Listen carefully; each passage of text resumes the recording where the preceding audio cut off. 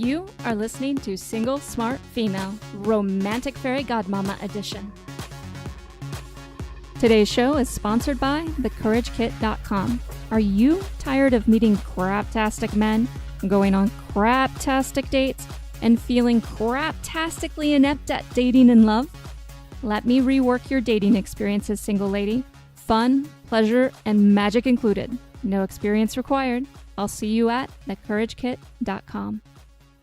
Hey, Single Smart Female. Jen Burton here, your romantic fairy godmama, and today we have a very seriously awesome, but actually serious topic to talk about. And before I even get started, well, I'm going to tell you, the topic is where women go wrong. Now, before we even get started, this is one of those topics, and I've had a few of these recently where I am likely to step on a lot of toes, but I want to say before we start, everything I'm going to tell you I have done in many pieces, multiple times for multiple years. And I want to say that when I tweak these things, I didn't change myself, but when I tweak these things and the way I engage with the world, my life got significantly better. I want to offer these pieces to you because they affect your love life. That they affect your life and your love life. And it's important that we discuss these things instead of acting as if we can't talk to women these days and tell them, what we contribute to everything. So let's get started. And the first one is number one. And we're going to talk about how we as women treat other women. I've read a quote image, whatever you would like to call it, that said, I am a woman's woman and a faithful friend. I won't run off with your man. I won't hate you because you're beautiful. I'll celebrate your success as my own. I'll keep your secrets and listen to your rants. I'll choose my friends carefully. And if I choose you, I'll love you like a sister. Now, I love this. I love what this represents.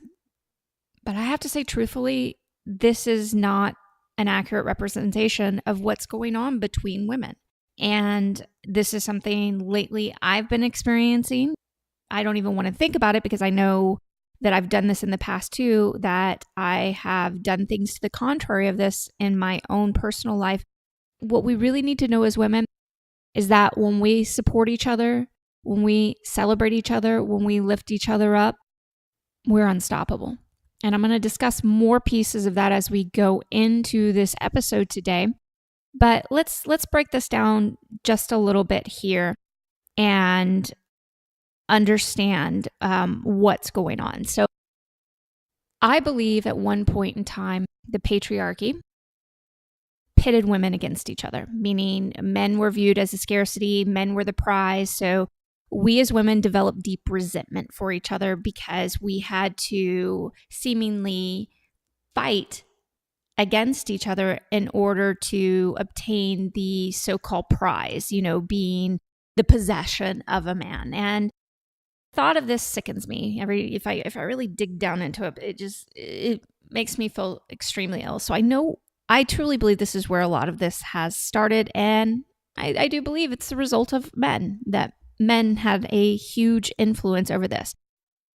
But now we as women, as we have evolved, as we have stepped and distanced ourselves from patriarchy in many ways, not completely, but in many ways, we have a choice we get to make, especially in very developed countries, that we don't have to engage with women on this level anymore.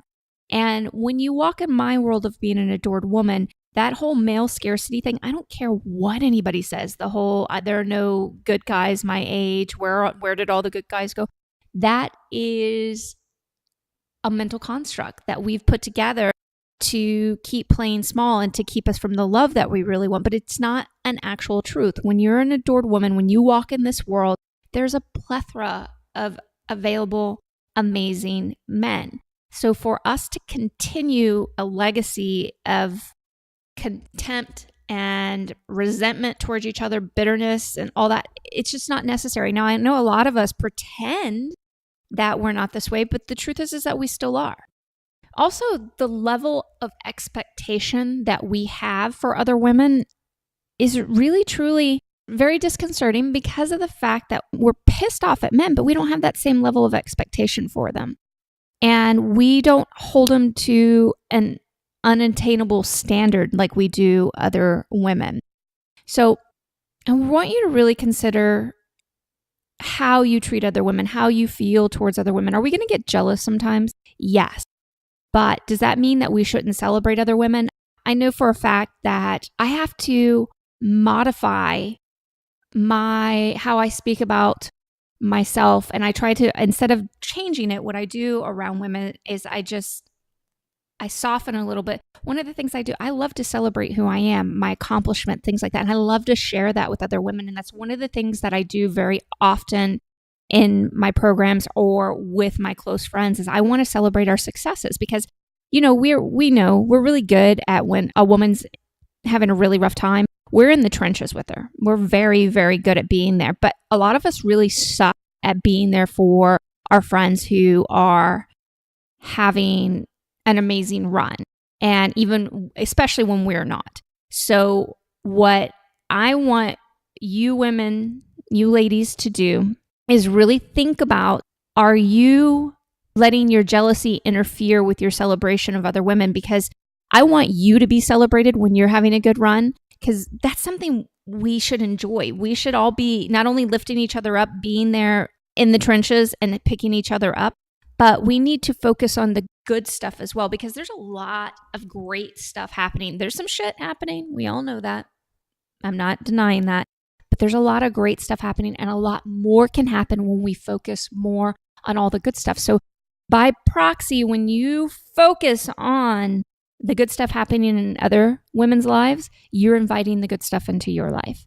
So make sure you're not letting somebody else's successes and them sharing shut you down, or you push them away because they're having a good run.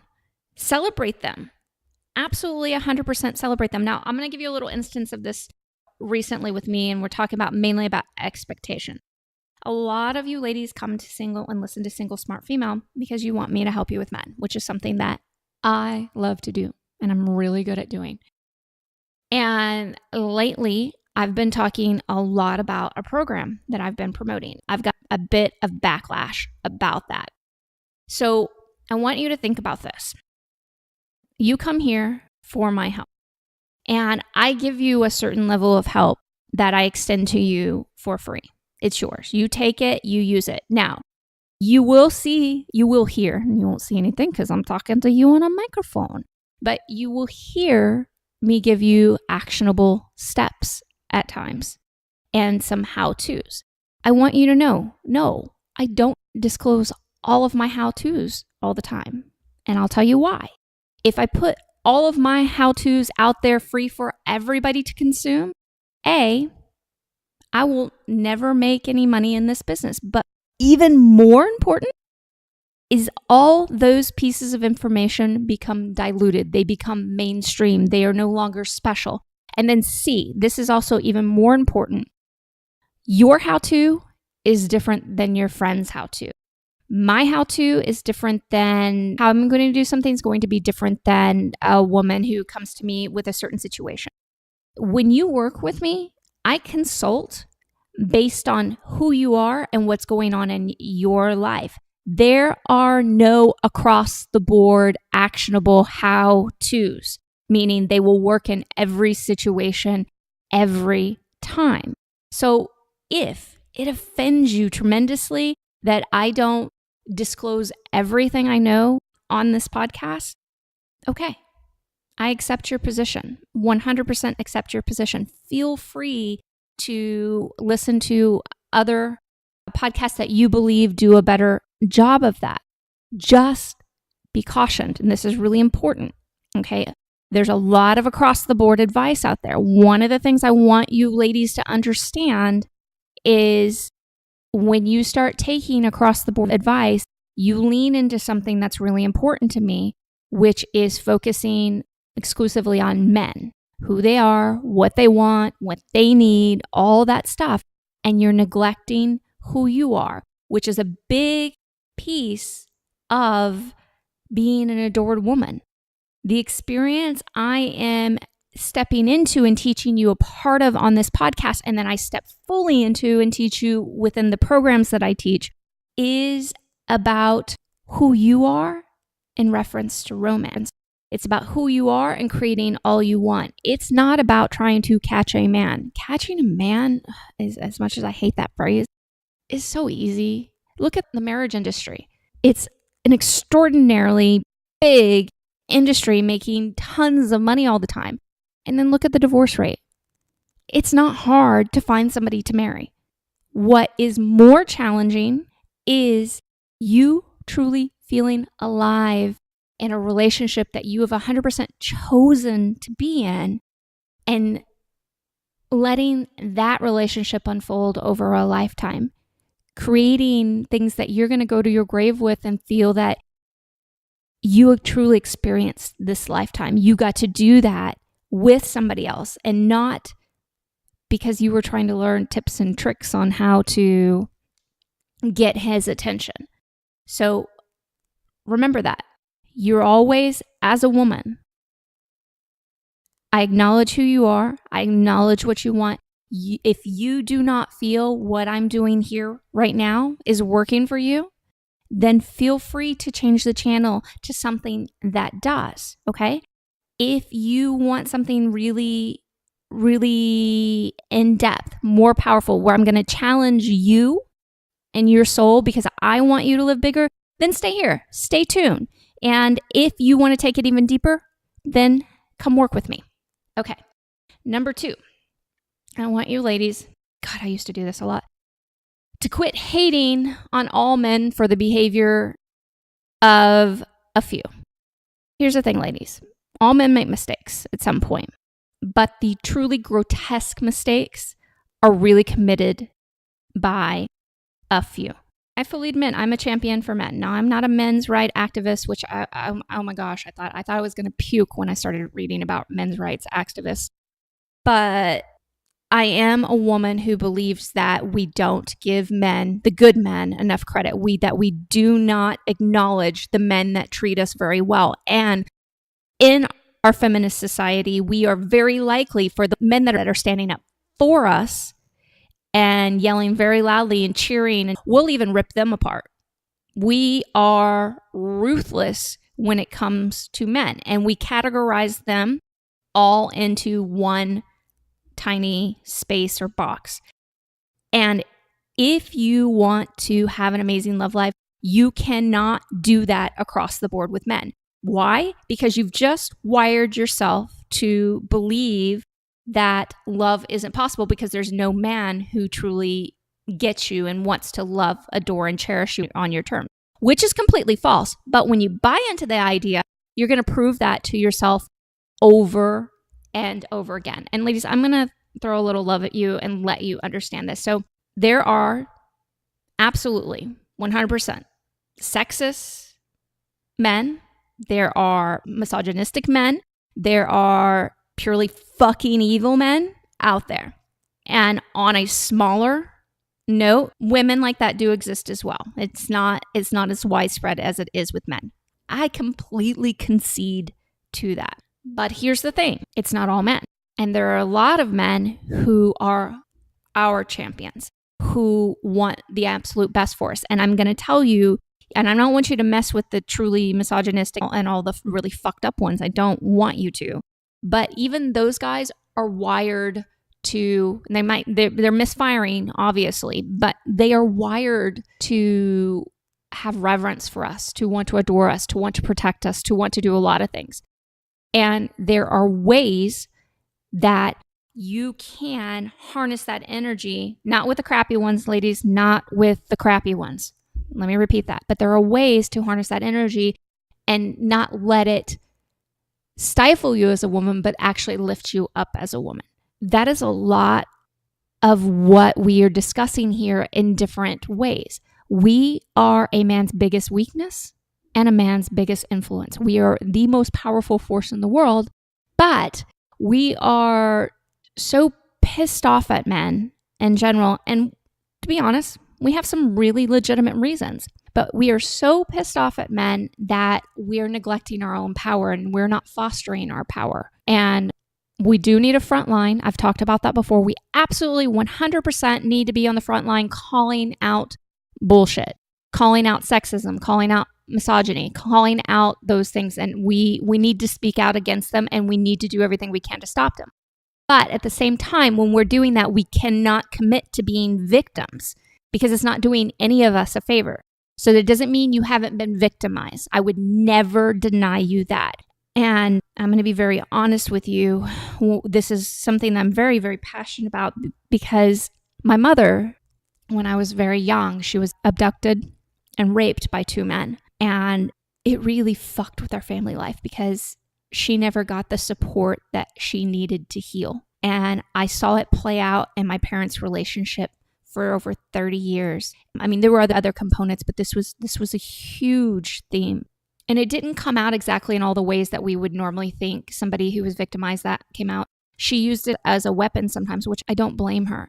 But here's the thing, ladies, that when you have truly horrific things happen to you, you should seek professional support and let them help you heal. You deserve to heal. And for those of us that have not been victimized like that, we need to love on these women in the way that they want to be loved on. They get to call the shots on that. But also remember, not all men are like this.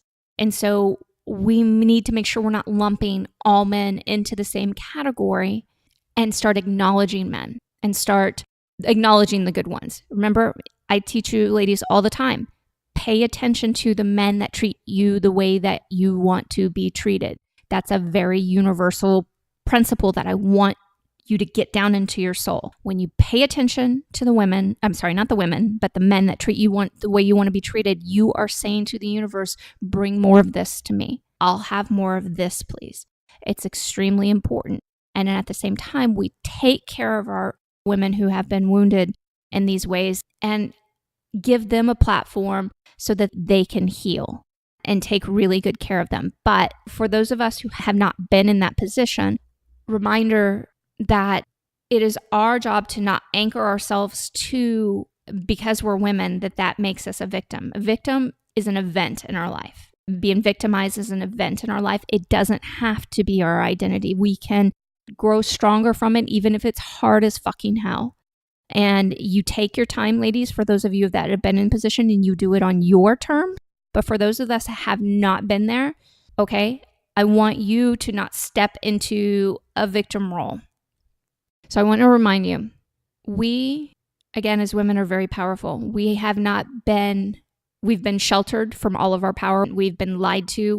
There's a lot of things that have happened, which are really good reasons for why we don't understand this. But what I am telling you is it doesn't have to be this way. We can change it, and we're going to dismantle a really fucked up system the more we step into our power, the more we own into our power, instead of thinking of men as our obstacle. In many cases, men are not our obstacle at all. In many cases, we're our own obstacle. Now, with that said, let's talk about this more in terms of feminism. We'll talk about glass ceilings, things like that. I want you ladies to also understand that men experience glass ceilings. I know we always put them again in this category, that they have no woes, that they have nothing going on. But this is super important to understand. I'm going to talk about it only in a career specifically. Certain men have the same obstacles as we do when it comes to hiring, salary negotiation, things like that. We automatically assume as women that they get paid significantly. Every one of them gets paid significantly more because they're a man. That couldn't be further from the truth. There are millions of men out there who are getting paid subpar rates because they, like us, have tons of insecurities, which means they show up with these insecurities. They live life with the insecurities kind of on the forefront instead of stepping and owning who they are. And they also have no clue how to ask for what they want. And that's really a key piece. One of the things that I teach and work with a lot in my programs is teaching women how to ask for what you want from men specifically. But when you do that, it starts to filter into other pieces of your life. And that's why a lot of women I work with start making significantly more, because they're not afraid of that ask. We women don't ask. But I want you to know that there are a lot of men that don't ask either. And that's more of a key factor about what you make than the glass ceiling. So does the glass ceiling exist? Yes, I acknowledge the glass ceiling does exist. And I also acknowledge that people who hire know that women are not going to ask, so they can ask more of women and expect more and pay them less. And they do that so that their bottom line is better. Okay? That's a very true piece of our society. How do you dismantle that? By learning how to ask for what you want, standing for what you want. And I'm not going to sit there and blow smoke up your ass, ladies, and say, oh, this is so easy. If you do this, this is going to perfectly fall in line. No, there are a lot of contributing factors here. But it does boil down to what you're willing to do, what you're willing to tolerate. Now, if you're a single mom trying to put food on the table for 5 kids, you're not going to have the wiggle room that a single female who, you know, is making ends meet, but it's not exactly where she wants it to be. You're not going to exactly have the same wiggle room at the same time. You're going to have to be more savvy in how you do things and how you negotiate things. I'm not going to deny you that. Yes, there are different situations that are much trickier, but I want you to know that that power still exists to you. You might have to take several steps before that to tap into it. There might have to be different moves you need to make for you that helps lead you to there.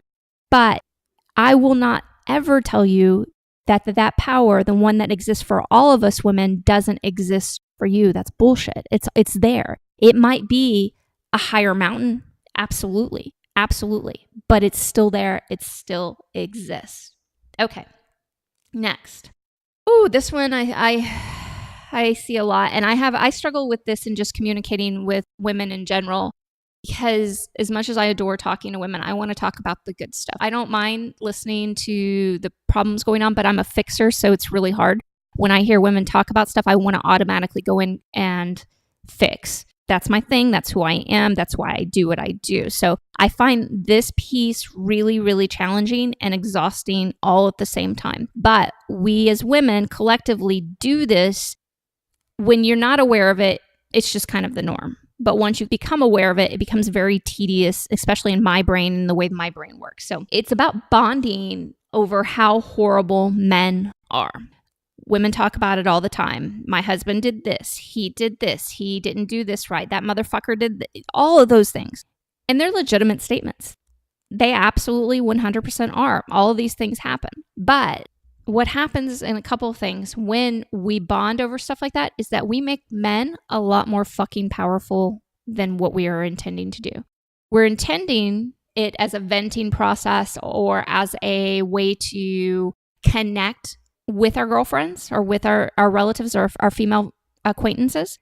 But truthfully, it doesn't have the intended effect. There's side effects happening from this that are fucking with your love life. Legitimately actually fucking up your love life. And when you engage with women and the only thing you really engage about is about how horrible a guy is or how this guy did you wrong, what happens is you are reaffirming over and over again that this is your experience with men. You are saying that there's nothing better out there for you by talking about it over and over again. Now, when I say this, ladies, please understand that women who work with me, I help them get their frustrations out so that we can make actual energetic space for good stuff to happen. There are tools and things that you can do to help you release all this frustration, because I'm not denying that you have legitimate frustration with men, okay? But I don't want you to keep making men so powerful that, again, you fall into kind of a victim mode of this is just how life is.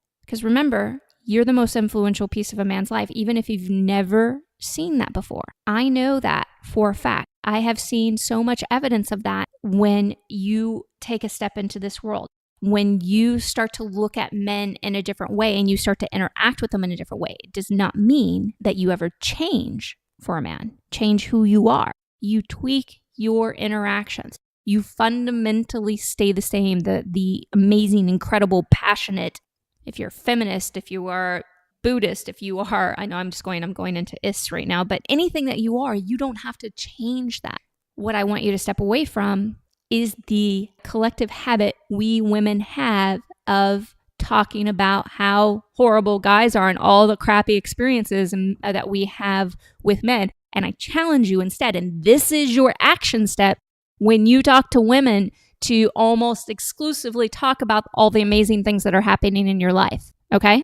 I want you to up the ante with other women and ask them, so what good things are happening with you right now? Challenge them, you share yours and say, look, if they say something about it, say, look, I know we need to get some stuff off our chest sometimes, but sometimes I realize I'm circling the drain when all I talk about is all the crappy stuff. So one of my New Year's resolutions for this year was to share with other women what good's going on. And I really want to hear what great things are going on with you as well, because even though I know you've got some stuff going on, I mean, you look amazing. You smell amazing, always smell great. So it's hard for me to believe that nothing good is going on. And you just tease her and have some fun with her. And I mean teasing like in a good way, not in a negative way, ladies. Okay, next.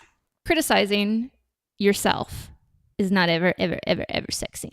This is very actionable, ladies. In front of men, don't criticize yourself. Don't criticize yourself. Don't criticize your body. He says you have really beautiful legs. I mean, they're okay. You don't say things like they're okay. I just wish I had less cellulite. That's fucking criticizing yourself. Don't do that shit. Men don't look at you and go, oh, ooh, she needs, nah. No, men look at you and go, oh my God, she's a fucking beautiful naked woman. When you're naked. No, that's what they do. They see more of your perfection than you do. Now, are there some guys to the contrary? Yes. He says something rude to you, set those motherfuckers free. Or you can fuck with them. He says something about you, so I never noticed. I don't believe you. Which is probably why I never noticed. And then just act like nothing happened. Just fuck with his head a little bit. And there's lots of ways you can do it. Or if you're still feeling really sensitive about that, just set him free. Say, look, I have no desire to be with somebody who is highly critical. So focus on criticizing yourself. And I am going to go play with more fun men. Bye. Okay?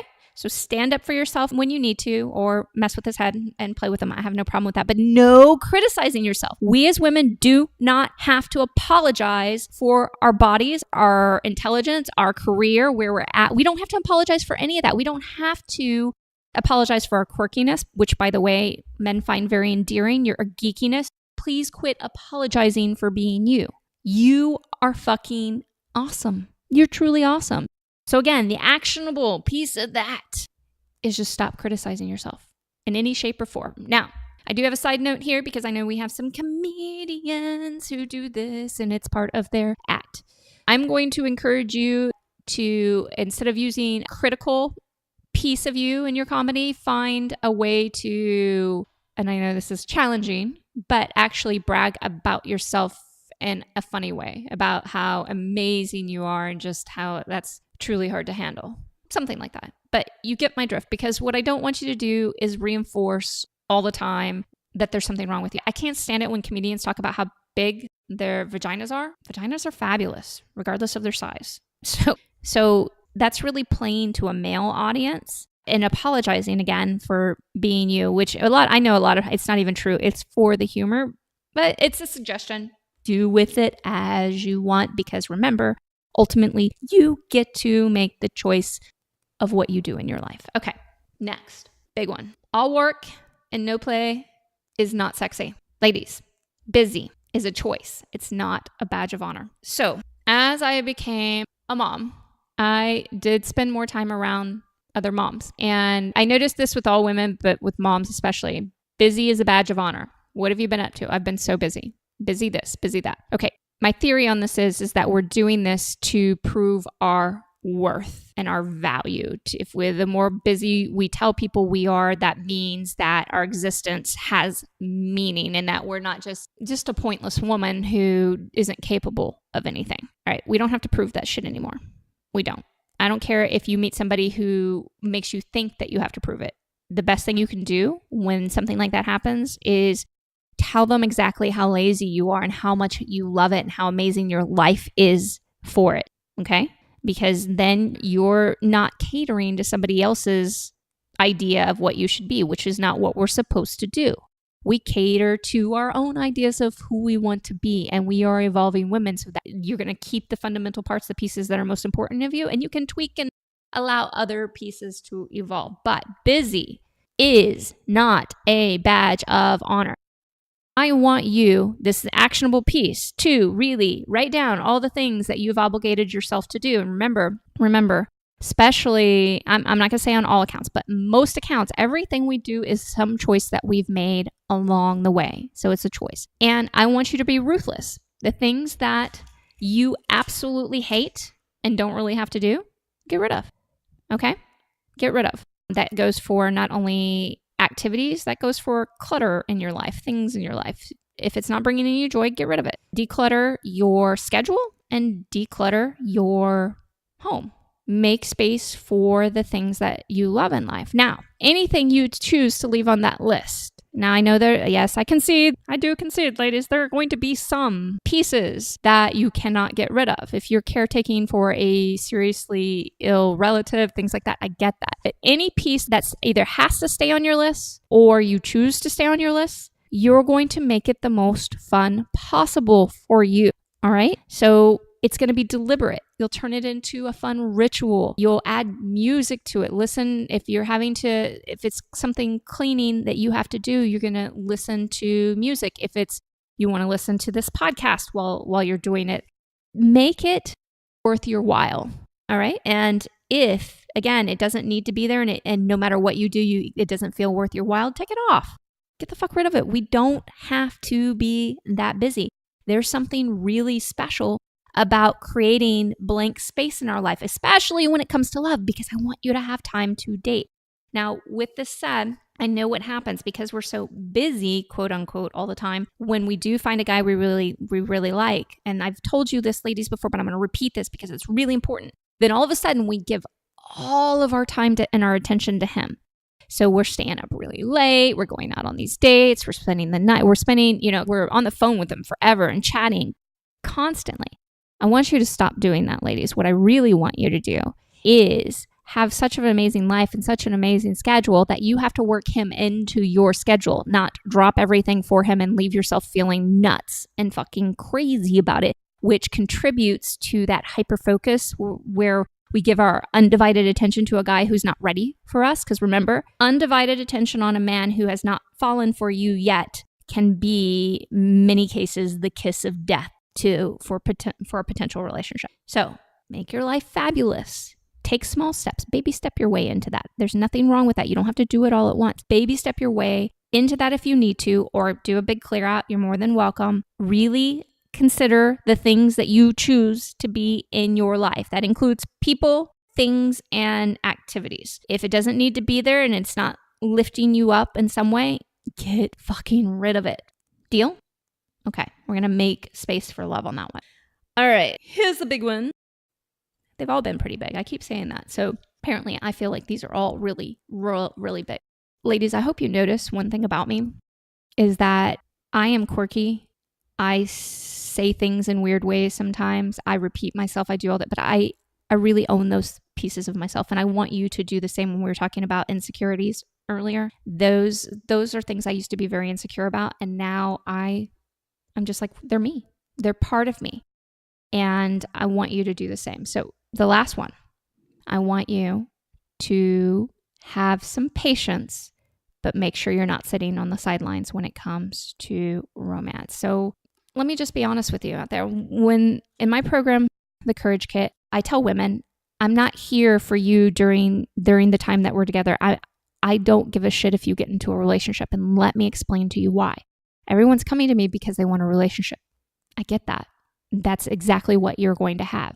But during the time that you're working with me, specifically, I'm not worried about you rushing to the destination. What I want you to do is learn how to enjoy the moment. We as women have become so productive in society, it's about checking off all the boxes. And we think that that is somehow going to give us the gratification, the love, the passion, the everything that we want in life. And what happens is it's very fleeting. So you get to the destination and you revel in it for a few moments, and then all of a sudden it's fucking gone. And you're like, God, what the fuck?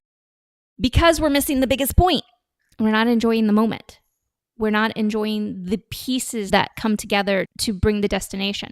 Because the pieces are what's important. The pieces are what's always changing. That's the experience. That's the adventure. It's not the fucking destination. Destinations can be another piece, But if you don't learn how to enjoy the pieces before the destination, then the destination becomes a fleeting moment. Does that make sense? Okay, so think about that again. I teach women when we work together. I want you to focus on enjoying men, on rewiring yourself and your perception when it comes to men, on tweaking how to interact with men so that you create all the things you want. We do this with mantourage dating, which is dating more than one man at a time until you meet your forever man, or if you're feeling particularly scandalous and you want to have a really good time with it, as long as you choose. It helps you when you learn to enjoy these moments in life. They end up helping you develop a much more profound and incredible relationship. But women are so worried about rushing to the destination that they miss all these upfront pieces. They miss all these upfront lessons that are going to help them create everything they want. So let me give you an example. If you don't know this already, in 2015, I came back from Mexico and my husband told me that we were done. And I was like, what the fuck? Are you kidding me? And we had been together for years. I was like, what the fuck? And I was heartbroken. I was devastated. Everything I learned in dating had him running back to me in, I believe it was a little over a month, had him running back. This isn't just, oh, let's just give this a try. This was, Jen, I don't know what the fuck I was thinking. Okay? The dating portion of love is incredible. It's an incredible opportunity that most women are neglecting. We are so fucking hung up on whether or not I'll have somebody to live the rest of my life with that we're missing one of the most exciting pieces of opportunity for us. Dating. Dating is not a necessary evil. Dating is an opportunity for you to step as a woman into your power, for you to start seeing firsthand how you influence men, not just one man, but a handful of men, and how you interact with men and what can happen, and learning about yourself romantically. Because I'm going to tell you what, and be really honest with you, you don't know a tenth about who you are romantically yet. You have an idea, and I know a lot of you have these ideas based on all the crappy experiences that you've had, that I don't want this and I don't want that and I only like this. You don't know everything yet. You don't. There's so many pieces you haven't been introduced to, and so many platforms of power and giddiness and love and experience that are heading towards you. But you shut a lot of that down when you decide that you don't need dating. That dating is just one of the things that you have to hate and you can't do, and you can't make it the most incredible time of your life. So I want to let you know right now, it does not have to be that way. You can have a little bit of patience. You can incorporate, instead of all this instant gratification thing that we're developing with technology and all that stuff, you can do things differently with men so that you create everything you want. But it comes with the ability to enjoy the now. It comes with the ability to take a moment and make it yours. And if you're always dependent on the outcome, which the outcome's going to come, it's going to come. It's going to be way better than you ever expected it to be if you learn this piece. It's going to be meh, or maybe just good if you decide to forego this. But when you focus on taking yourself into the now, from disconnecting from what everything in society is telling you and realizing that you're tapping into something much bigger, your birthright as an adored woman, you are going to shove, not even tip, but shove the scales of love in your favor forever. You are going to shove everything you need. Actually, you're going to draw it towards you, like with velocity, when you decide that this is so much bigger than whether or not you get married. Because remember, I said towards the beginning, getting married, getting a boyfriend, even if you've never done it before, that's the fucking easy ass part. Guys are easy. We women are the most beautifully complicated, biggest, most powerful piece of this world. So understanding what your power is, stepping into it, harnessing it, and making sure you're doing it in a way that works for you and not some cookie cutter bullshit version of what men want, what men need, what men blah, blah, blah, is going to take you to a level of enjoyment in this lifetime that you didn't even know was possible. Thank you, Lover Girl, for joining me on this romantic fairy godmama edition of Single Smart Female. Don't forget to text this episode to all of your single smart girlfriends, as well as visit me at singlesmartfemale.com. I'll talk to you next time, and here's to you having everything you want in life and love. Today's show is sponsored by thecouragekit.com. Are you tired of meeting craptastic men, going on craptastic dates, and feeling craptastically inept at dating and love? Let me rework your dating experiences, single lady. Fun, pleasure, and magic included. No experience required. I'll see you at thecouragekit.com.